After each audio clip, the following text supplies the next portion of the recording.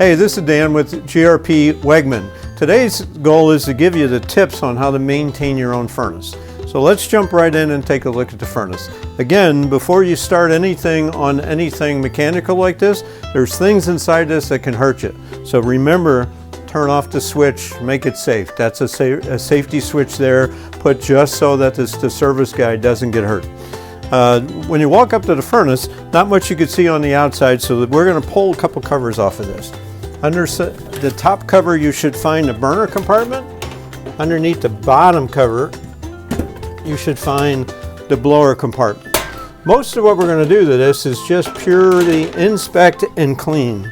So down here in the blower compartment, you're going to look at this and look around. You're looking for anything that's in there that doesn't belong. A big pile of dirt, big wad of dog hair, a filter that's been sucked in, an animal that crawled in there and died, or anything that doesn't look normal.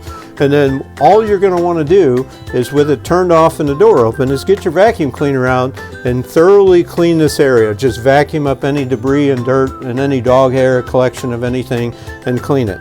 There's a motor inside there, but today's motors are 100% permanently lubricated, and there's really no need to worry about trying to oil that motor. I'm going to suggest that you leave it alone and do just the cleaning and stuff inside. What keeps this blower compartment clean under normal operation is the filter. Just outside your furnace or just inside the furnace, you should find a filter that looks much like this guy right here does. All right? Filter has a pass for air to go in, and if you notice on the side of the filter, there's an arrow that tells you the direction of airflow. All right? The air coming down this duct should enter the furnace through this filter, which means that you can see the direction my finger's pointing. That's the way you want to point that arrow. So when you inspect the filter, you want to inspect the inlet side, and if this is black or furry or dirty, it's time for a new one. Everybody always asks, how often should I change the filter in my furnace? And the answer to that is, how dirty is your house? How many dogs and cats do you have? How many carpets do you have? Is it a 2-year-old house or a 200-year-old house? All of that basically determines it. So the only correct answer to that question as to how often to change this filter is when it's dirty. There is no such thing as changing it too often other than the cost that it costs to buy this filter. So let's put this guy back in because it's actually in pretty good shape and it's there. And we've now checked the filter, we've cleaned the blower compartment. The other part of this furnace that you've got is the top of this is a burner compartment.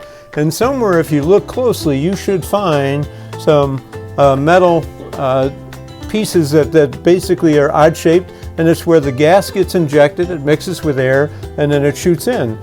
Deep inside, you'll find some holes to where that flame enters into the furnace. What you're wanting to do again is clean that. Make sure that you inspect those.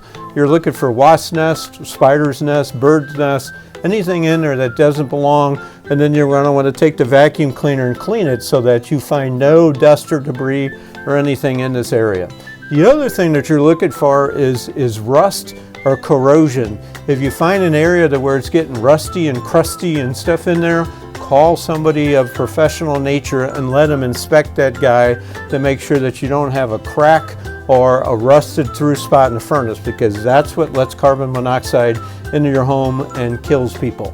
So if you find anything in there that looks like it's deteriorating, it's progressed beyond the point of a homeowner's capability, and you need to get some professional service. The last thing that you need to check on the furnace, and most furnaces today are high efficiency furnaces. So if you find your furnace to have a PVC flue system to where the pipes here are PVC, and somewhere on that furnace you should have a drain to where you've got a drain pipe that takes the condensate created by the furnace out and down the drain. There's safety switches inside this furnace that if this would clog up and back up and the water can't drain, the furnace will shut itself off. So taking this drain pipe and flushing it, making sure that it's clean and stuff, is also part of the maintenance. The way that I tend to do that, the cheapest and simplest and easiest way, is go find the other end of this pipe where it goes to the floor drain, like here, and take that vacuum that you've been using to clean that. Now make sure it's a wet dry vac. Don't try this with just a normal carpet vac, but with a wet dry vacuum, take that pipe at the end of this and put that vacuum cleaner over the end of that pipe and suck anything that's in that pipe out by putting the end of the hose down there and sucking that pipe dry. If there's dirt or clug or creation or crud created in there, it'll suck it right out and you should be done with the maintenance. At that point, it's time to put the furnace back together.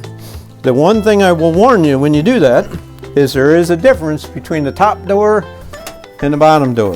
The bottom door is going to have this little plastic thing on it, which allows you to view the LED on that printed circuit board, and that one goes on the bottom. When installing the bottom, you tend to also have a door safety switch. Right here is a little switch which is intended to protect me should I take that door off without turning the power off, and you got to make sure when you close that door that it pushes that switch in. So I put the bottom panel back on, I put the top panel back on, and then I'm going to want to turn this guy on and actually go to my thermostat, flip it on, turn it up to where it calls for heat, make sure that it still works. Make sure that while I was in there, I didn't inadvertently knock something loose and cause a problem for myself. That's today's tip. Hope it helps you do the maintenance on yourself.